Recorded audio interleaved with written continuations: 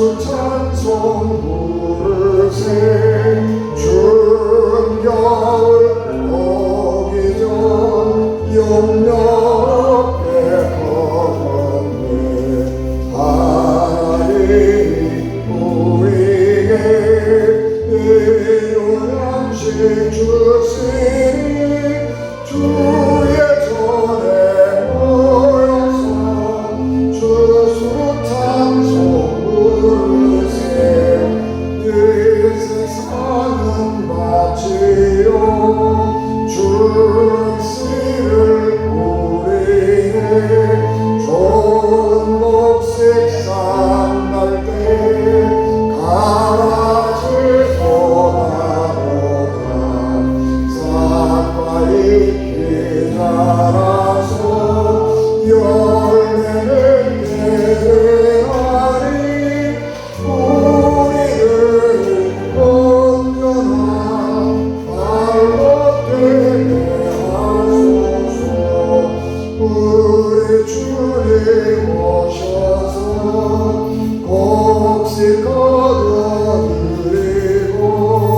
밖에 있는 나쁜 것 모두 소멸하시게 가라지는 곳에 와서 물에 던져 태우고 알곡들은 꽃간에 길이 쌓아두시니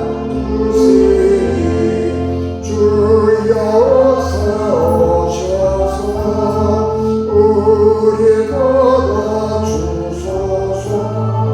죄와 슬픔 중에서 우리 건져주소서 모든 선고 영원히 하늘 지에 이르러 젊은 전사 올려 주수 찬송 부르리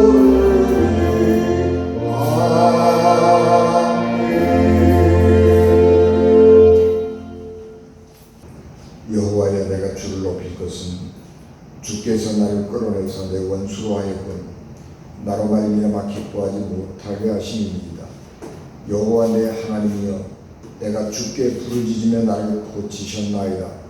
여호와여 주께서 내 영혼을 수월에서 끌어내어 나를 살리사 무덤으로 내려가지 아니하게 하셨나이다. 주의 성도들아 여호와를 찬송하며 그의 감사함을 기억하며 감사하라. 그의 노용은 잠깐이요 그의 은총은 평생이로다. 저녁에는 울음이 들릴지라도 아침에는 기쁨이 오리로다. 내가 형통할 때에 말하기를 영원히 흔들리지 아니하리라 하였도다. 여호와여 주의 은혜로 나를 산같이 굳게 세우셨더니 주의 얼굴을 가리심에 내가 근심하였나이다. 여호와여 내가 주께 부르짖고 여호와께 간구하기를 내가 무덤에 내려갈 때에 나의 피가 무슨 유익이 있으리요 진토가 어떻게 주를 찬송하며 주의 진리를 선포하리까. 여호와여 들으시고 내게 은혜를 베푸소서. 여호와여 나를 돕는 자가 되소서 하였나이다. 주께서 나의 슬픔이 변하여 내게 춤이 되게 하시며 나의 베옷을 벗기시고 기쁨으로 띠띠우셨나이다. 이는 잠잠하지 아니하고 내 영광으로 주를 찬송하게 하시니 여호와 나의 하나님이여 내가 주께 영원히 감사하리이다. 아멘. 기도하겠습니다. 은혜가 충만하신 아버지 하나님, 맥주감사주의를 맞이해서 우리가 하나님께 감사할 마음으로 주 앞에 모였습니다. 아버지 하나님, 우리가 이 시간 우리의 삶들을 돌아보고 우리의 마음을 심령을 성찰하면서 하나님 앞에 더 깊은 감사를 드리게 도와주시옵시고 말씀을 전하는 종의 성령을 충만하게 하옵소서. 예수님 이름으로 기도하옵나이다. 아멘. 2021년 반이 지났습니다. 코로나19가 세계적으로 창궐할 때 백신도 없고 치료제도 없고 질병에 대한 지식도 없어서 어디에서부터 이 질병을 예방하고 치료할 수 있을 것인가 하는 생각 때문에 허둥대고 또 두려움과 불안이 온 세계에 가득해 있었습니다. 그러나 이제 백신이 개발되고 또 접종률이 빠르게 향상이 되면서 이제는 일상으로 돌아갈 수 있는 희망을 보기 시작했습니다. 감사한 일입니다. 이런 속에서 조심스럽게 살아온 2021년 반이 지나고 오늘 맥주감사주의를 맞이하게 되었습니다. 우리가 이 맥주감사주의를 지키는 것은 성경에서 유래한 것인데 이스라엘 백성들은 3대 절기를 지켰죠. 6월절, 그 다음에 7.7절, 그리고 수장절 이렇게 3가지 절기를 지켰는데 6월절은 이스라엘 사람들에게는 광복절 같은 말이지요.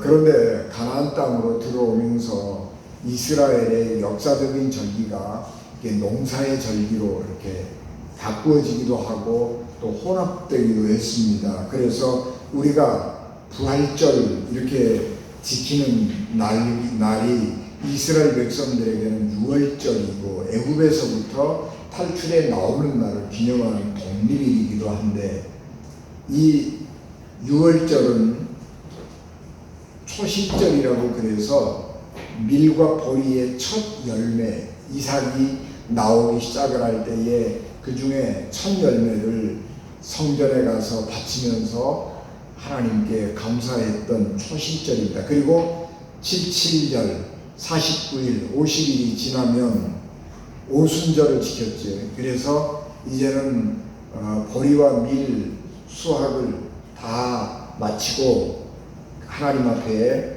풍성한 열매를 맺게 하신 하나님께 감사를 드렸습니다.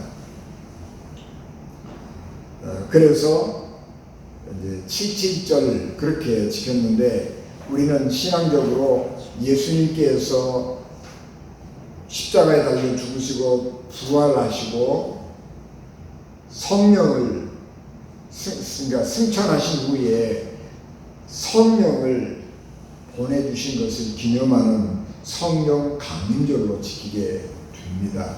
그래서 성경에 기록된 3대 절기는 이스라엘의 역사적 절기와 농사절기가 혼합되어 있는데 우리나라도 이스라엘보다는 좀 위도가 높은 곳에 있죠. 그럼에도 불구하고 같은 북반구에 있기 때문에 농사철이 겹치는 수가 있습니다. 우리도 6월 6일 그 무렵 6월 5일이 되기도 하고 6월 6일이 되기도 합니다만 망종이라고 그러죠. 그래서 이 망종절기가 되면 보리와 밀을 수확하고 탈곡해서 저장하는 그런 시기들을 갖게 됩니다. 그래서 보리와 밀을 논에다가 갈아서 수확을 다 한 다음에 빨리 쟁기로 갈아엎어가지고 벼농사 모내기를 하는 거죠.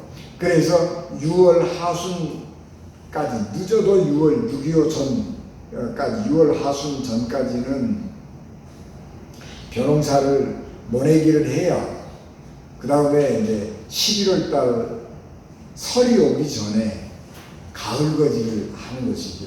지금은 이제 벼농사 우리나라 이 벼가 굉장히 품종개량을 많이 해서 조생종들이 많이 나오죠. 우리나라가 육종학이 굉장히 많이 발전했거든요. 그런데 우리가 어렸을 때만 해도 육종학이 발전이 안 되어서 외국에서 벼농사 벽실을 수입해다가 썼기 때문에 굉장히 늦게까지 결실이 안 되는 것입니다. 그래서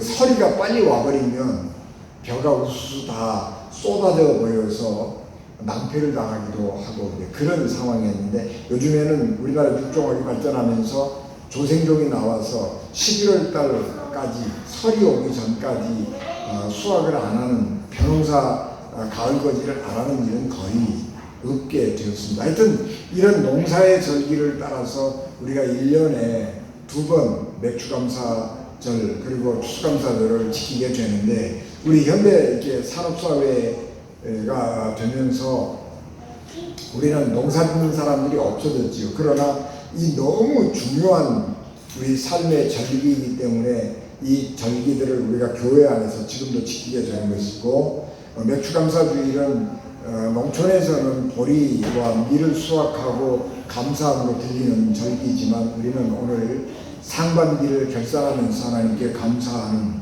절기가 되는 것이고, 추수감사주일은 11월 달에 지키게 되는데 이 추수감사주일에는 1년을 결산하면서 감사하는 절기로 지내고 있는 그런 상황입니다.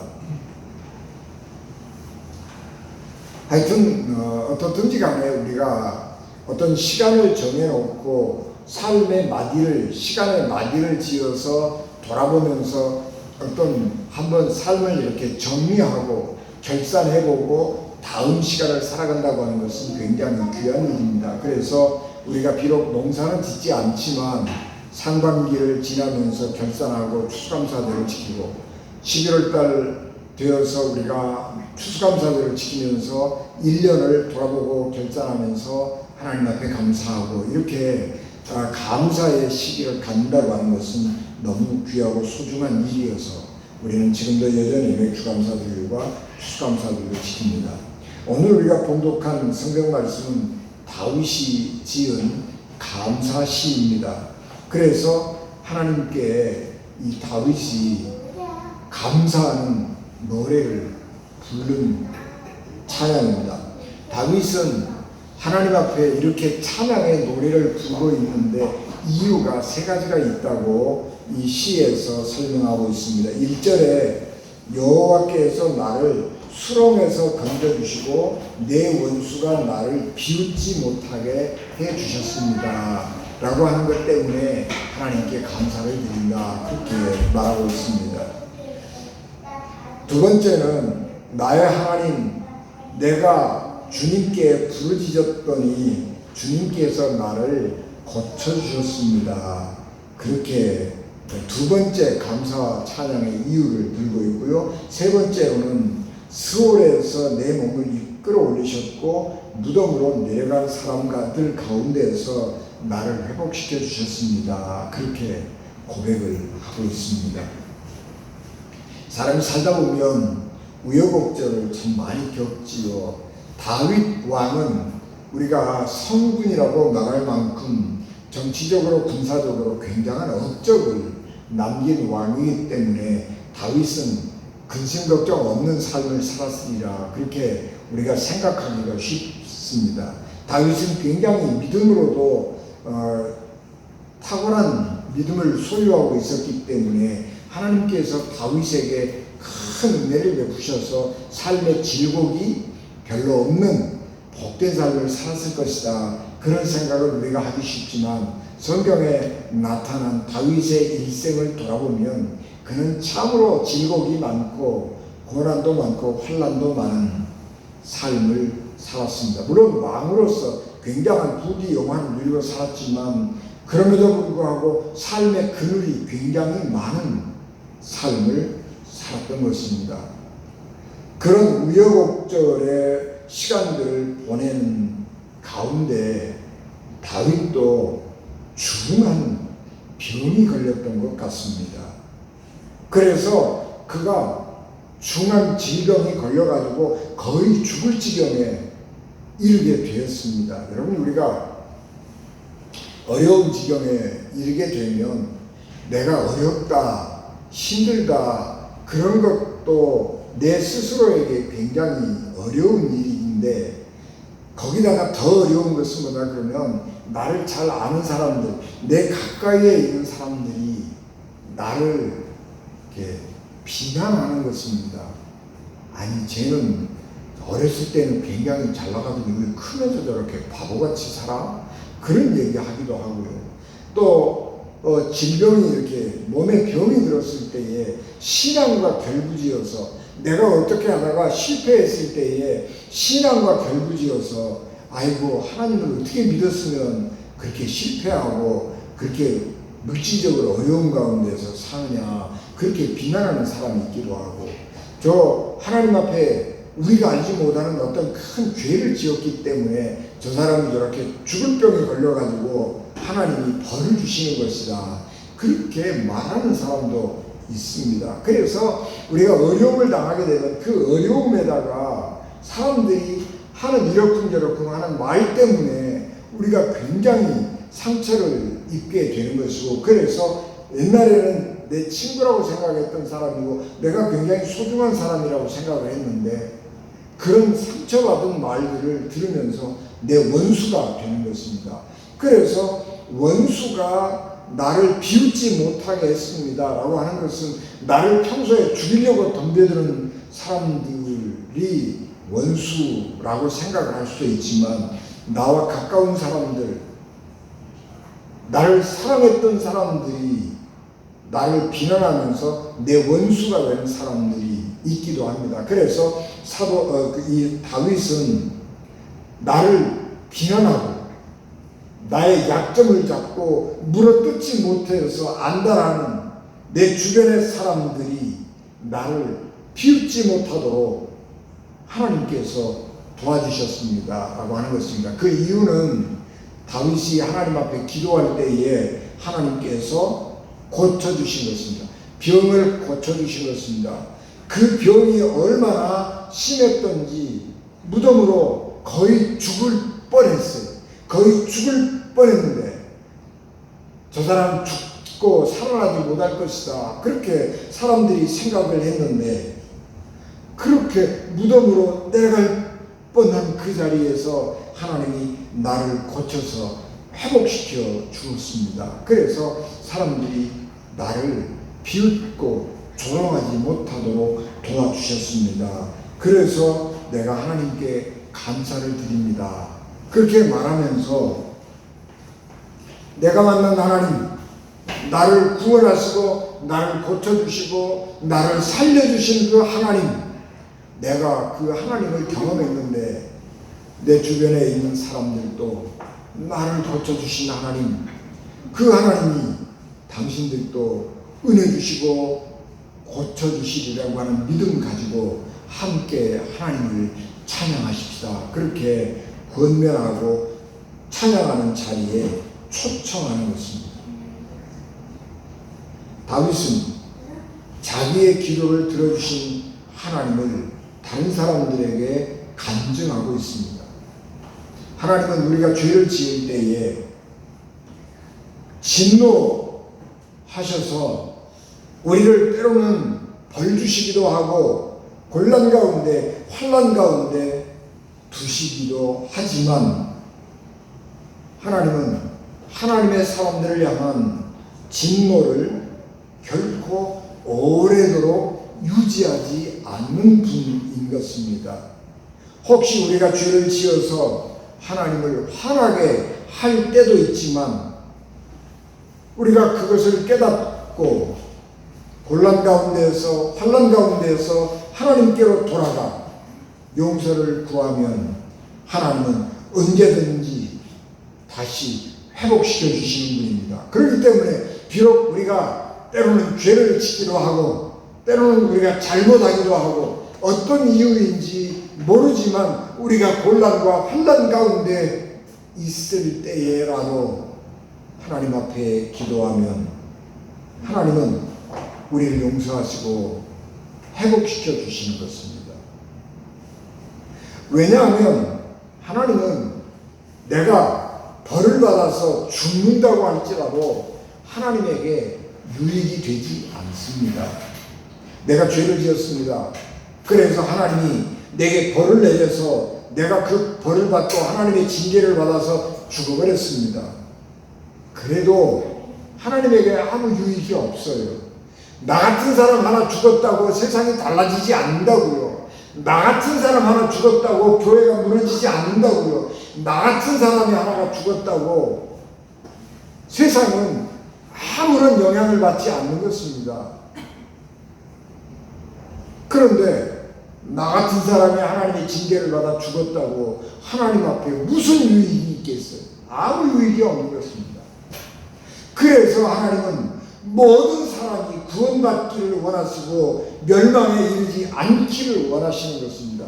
하나님께서 우리에게 징계를 주신다고 할지라도 우리 보고 너는 죽어버려라 그리고 징계를 주시는 것이 아니고 그 징계를 통해서 회개하고 돌아와서 고침을 받으라고 하는 하나님의 사랑의 표시로 우리에게 징계를 주시는 것입니다.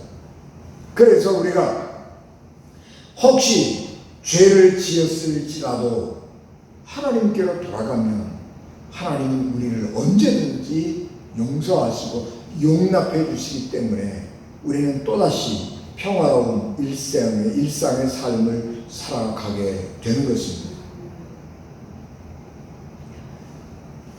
다윗이 믿고 경험한 하나님은 우리가 믿고 경험한 하나님과 같은 분입니다. 그러므로 우리는 혹시 하나님께 징계를 받았을지라도 그 징계를 축복으로 바꾸기 위해 다른 것이 아니라 징계를 주신 하나님께로 찾아가야 합니다.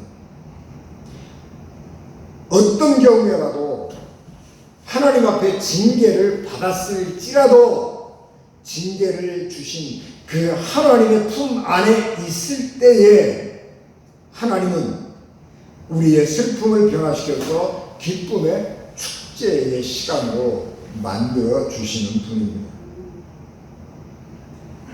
우리에게 좋은 일이 일어났을 때 감사하고 노래를 부르는 것은 당연한 것입니다. 반대로 우리에게 나쁜 일이 일어났을 때에 불평하고 원망하는 것은 자연스러운 일입니다. 그러나 믿음으로 자기 자신을 성숙시킨 사람은 당연하고 자연스러운 일만 하지 않습니다. 때로는 부자연스럽고 있을 것 같지 않은 일도 하는 사람이 성숙한 사람입니다.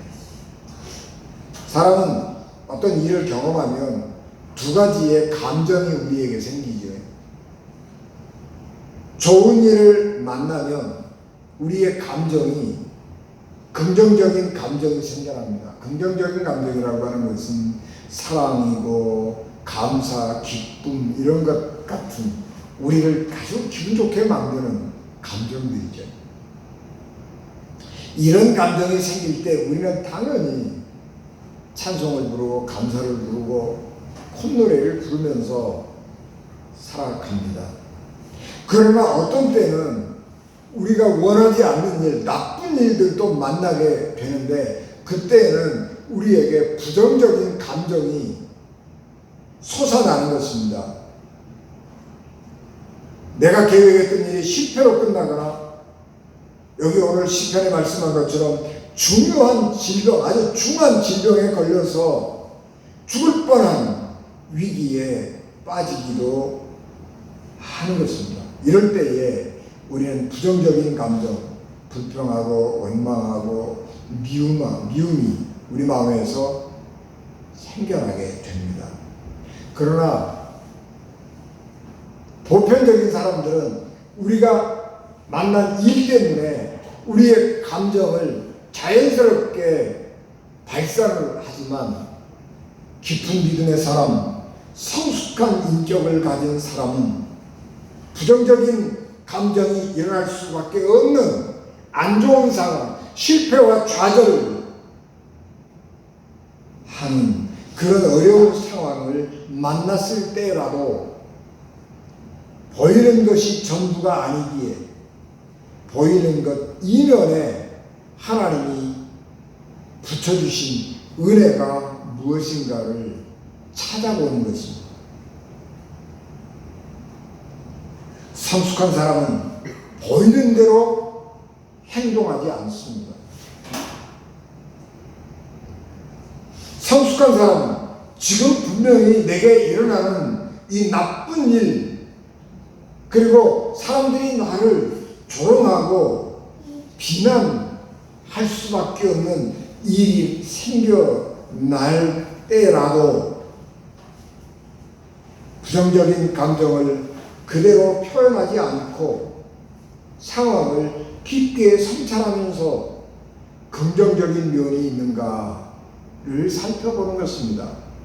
그래서 아까 말씀드린 것처럼 우리 눈에 보이기에 우리에게 드러나는 겉면을 보기에는 안 좋은 것이고 우리를 슬프게 만들고 우리를 우울하게 만드는 것이지만 그 이면에 하나님이 축복으로 붙여놓으신 어떤 것이 없는가를 살펴보면서 우리에게 일어난 일을 뒤집어 보는 것입니다.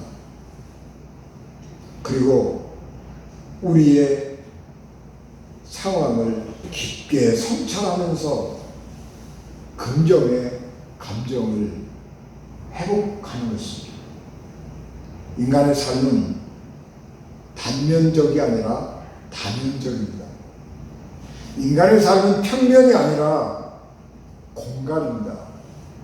그렇기 때문에 보기에 따라서 굉장히 다양한 면이 우리 인간에게는 있는 것이고, 그렇기 때문에 내가 어떤 자세를 가지고 내 삶을 바라보느냐에 따라서 내 삶은 굉장히 역동적인 삶이 될 수가 있는 것입니다.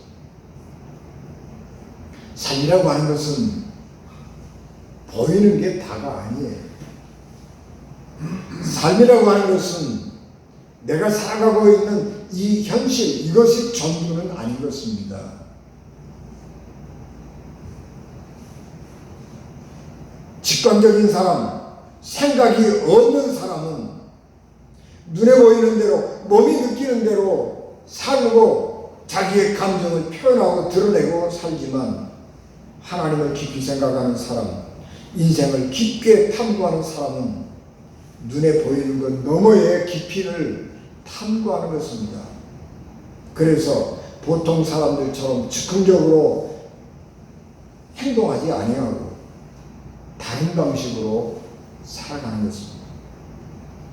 감사는 좋은 그리고 긍정적인 일이 생겼을 때 일어나는 당연한 반응이지만, 아까 말씀드린 것처럼 성숙한 믿음의 사람은 나쁜 일이 일어났을 때에도 불평할 수밖에 없는 상황에 있을 때라도 불평하는 것을 잠시 보류하는 것입니다.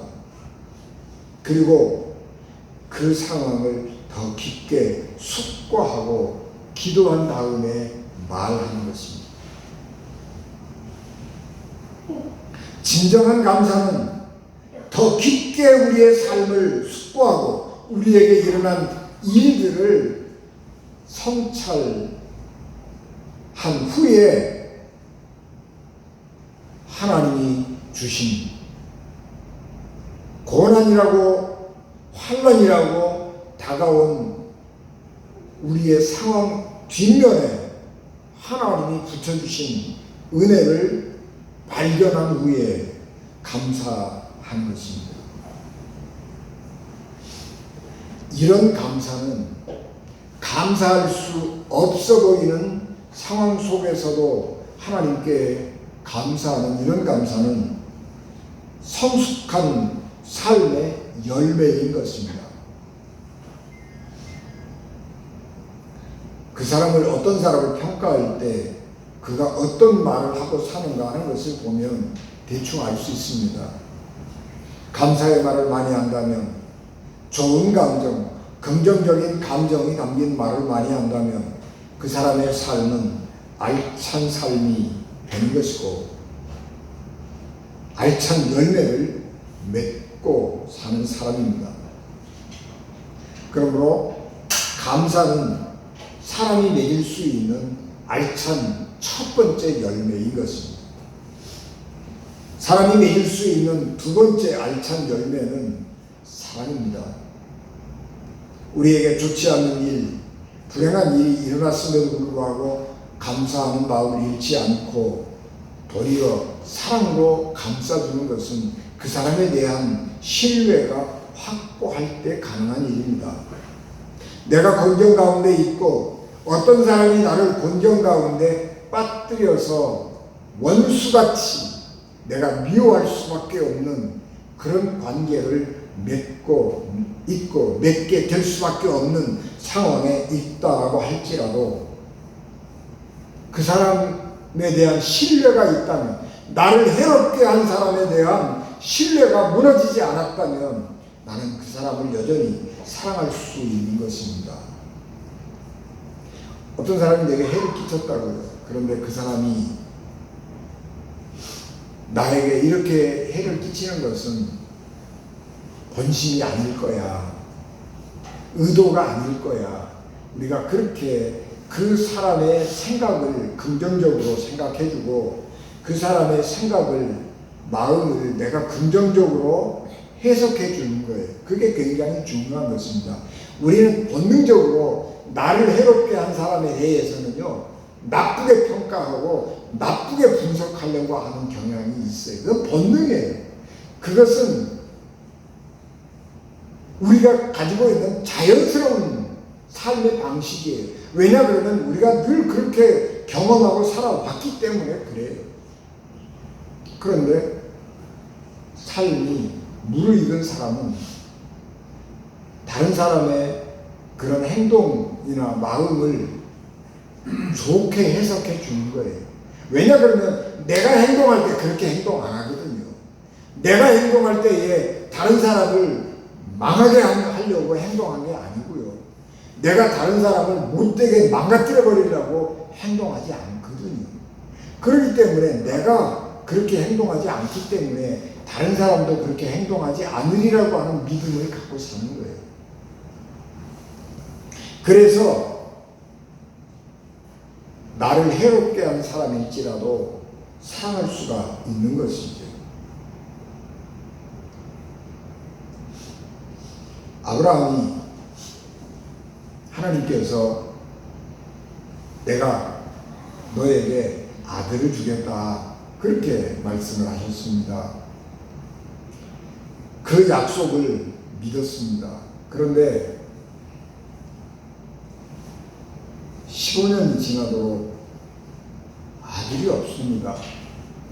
자기 아내 사라는 점점 나이가 먹어가지요. 그러니까 내 아내 사라에게서는 아들을 낳을 수 없겠다 그런 생각을 하고 자기 아내보다 젊은 몸종 하갈을 첩으로 맞아들여서 아들을 낳습니다.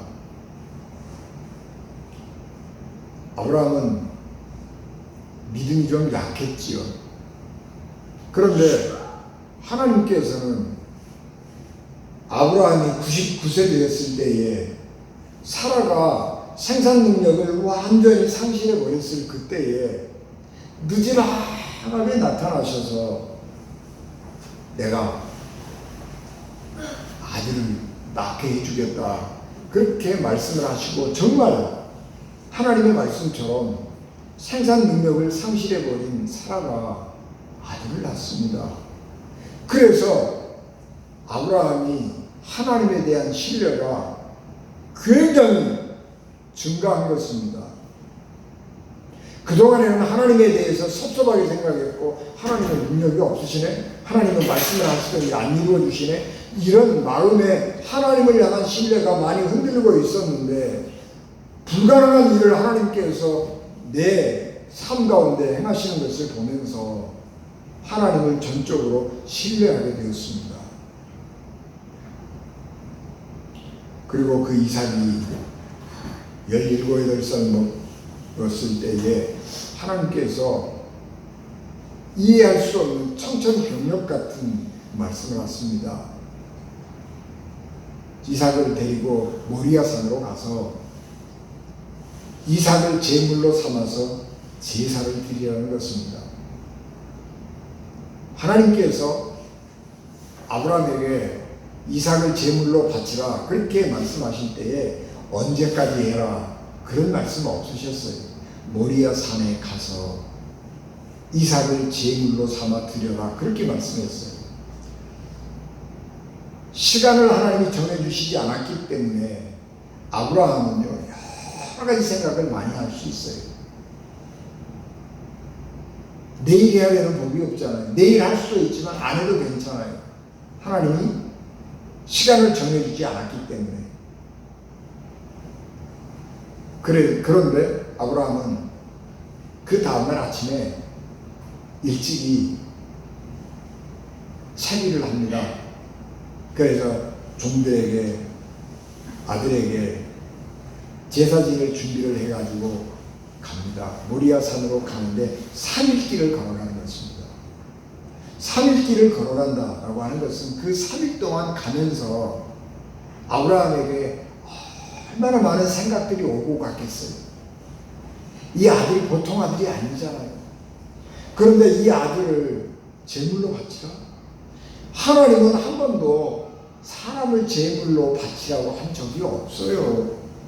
그런데 하나님이 이상하게 사람을 죽여서 제물로 바치라고 하는 것입니다. 그것도 자기 독생자 아들을요. 3일 동안 가면서 얼마나 생각을 많이 했겠어요. 모리아산이 보이는 곳까지 왔습니다. 그래서 종들에게 여기 머물러 있어라 그렇게 하고, 종들이 방해하면 안 되거든요. 그러니까 아버지하고 아들하고 단둘이 모리아산을 향해서 올라갑니다. 이 불쌍한 이삭은 자기를 불태워 죽일 장작을 지고 가는 거에 얼마나 잔인한 거예요. 나를 불태울 장작을 내가 지고 간단 말이에요. 얼마나 잔인한 거예요. 아버지 손에는 아들을 죽일 칼과 아들을 불태울 횃불을 들고 가는 거예요.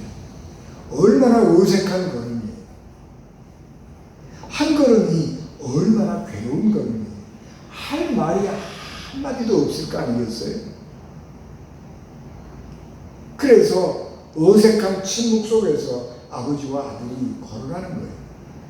아버지는 알지요. 아무것도 모르는 아들은 아버지한테 묻습니다. 아버지, 제사 지낼 장작도 있고 불도 있는데 재물이 없어요. 그러고 물어요.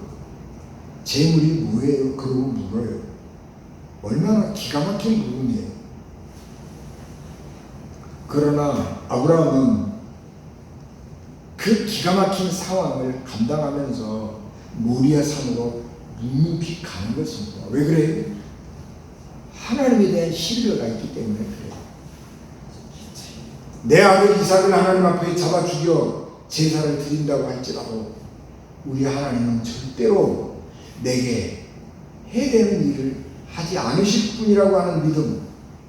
내가 99살 되었을 때에 생산 능력이 없는 내 아내 사라에게 잉태하게 하신 그 하나님에 대한 능력, 그것을 믿었기에 말도 안 되는 상황을 견디면서 묵묵히 가는 거예요.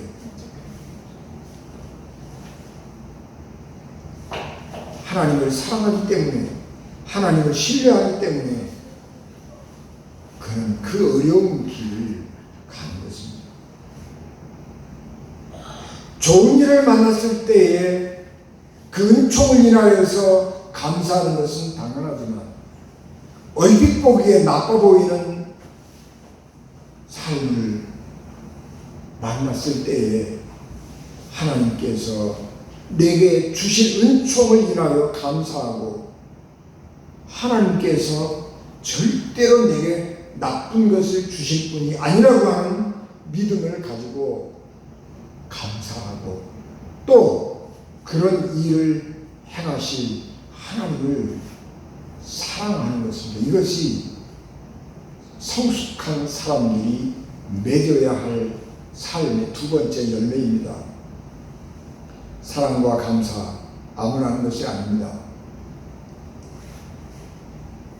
사람 못된 것은요, 감사할 수밖에 없는 상황임에도 불구하고 원망하고 불평하는 것입니다.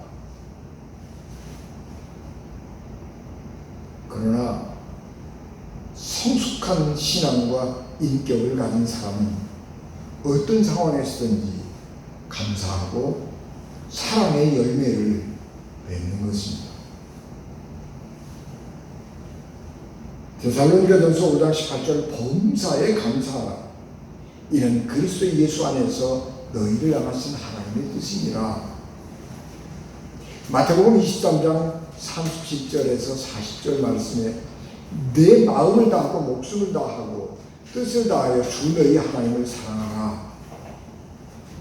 또 39절 내 이웃을 내 몸과 같이 사랑하라 하셨으니 이 두 계명이 온 율법과 선지자의 강령이라 라고 말씀하셨습니다. 감사하는 것, 하나님을 사랑하고 이웃을 사랑하고 하나님을 신뢰하고 하나님의 의도, 다른 사람의 의도를 선하게 해석하고 평가하고 내가 수용하는 것, 그것은 우리가 맺어야 할 삶의 아름다운 하나님이 기뻐하실 만한 열매입니다.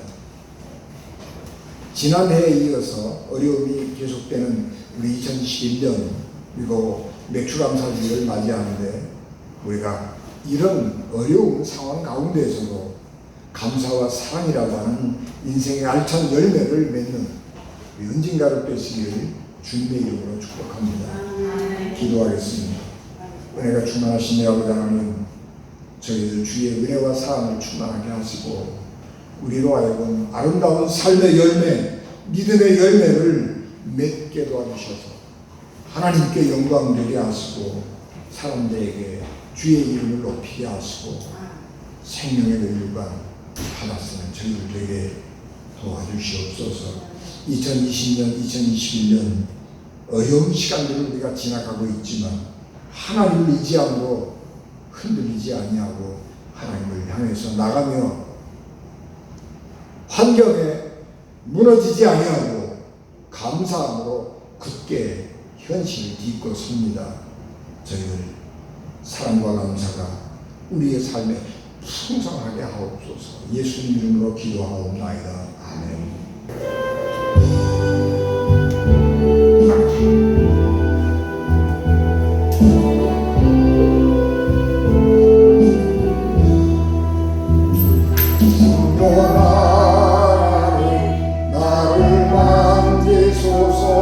상하고 깨어져 지친 나를 새롭게 하소서. 성령의 바람 새들을 내어 살리소서. 하나님 이 땅 고치소서. 죄악의 염소 헤매는 우리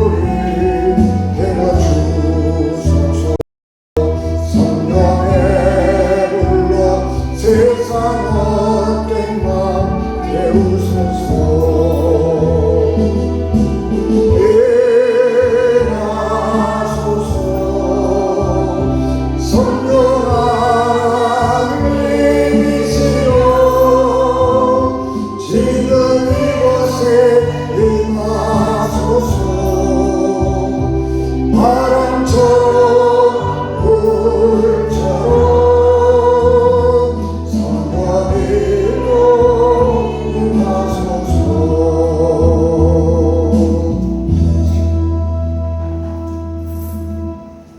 지금은 교회의 머리가 되시며 길이요 진리요 생명이 되셔서 우리를 하나님 나라로 인도하시는 예수 그리스도의 은혜와 죄인들을 구원하시려고 자기 아들 십자가에 버리신 하나님 아버지의 극진하신 사랑하심과 성령님의 감동, 감화, 역사, 위로, 교통, 내게 주관하시니 예배를 맞추 돌아가는 사랑하는 성도들 신명과 가정과 기업 위에 피값으로 세우신 은진 교회와 우리 은진 가족들 자녀 위에 지금부터 영원히 함께 하시기를 간절히 축원하옵나이다.